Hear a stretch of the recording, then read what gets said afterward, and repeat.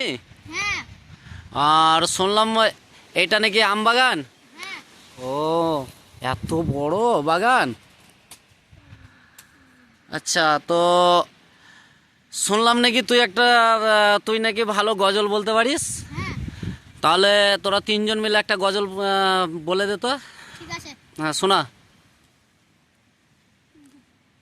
নবীরা উজা শরীফ, নবীরা উজা শরীফ, দেখে মন ভরে না, দিদার দাও গো শাহে মদিনা, দিদার দাও গো শাহে মদিনা, ইয়া রাসূলুল্লাহ, জোরে বল, ইয়া হাবিবাল্লাহ, আরো জোরে। ইয়া রাসূলুল্লাহ, ইয়া হাবিবাল্লাহ, আরশের মেহেরবান করেছেন আল্লাহ, কত সন কত মন নূর কামনি বালা, ওগো মদিনা বালা, ওগো মদিনা বালা, আরে করোনা দিদার দাও গো শাহে মদিনা, দিদার দাও গো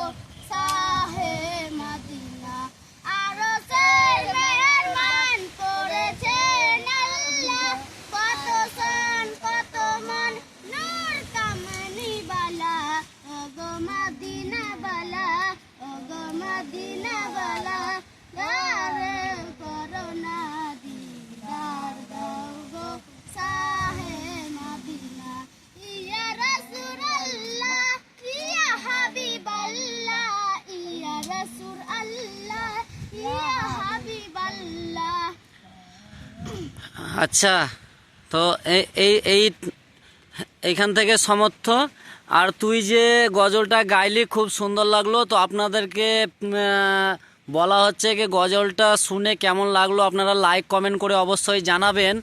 আর আপনাদেরকে দেখাচ্ছি, এই যে ওরা মাঠে সাইকেল নিয়ে আম বাগানে এসছে।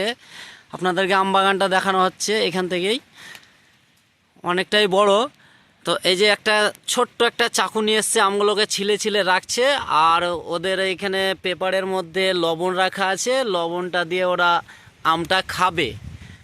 তো আপনাদেরকে ধন্যবাদ জানাচ্ছি। আপনারা প্লিজ লাইক কমেন্ট শেয়ার করে জানাবেন অবশ্যই, আমার জন্যে না হলে এই ছেলে তিনটের জন্যে।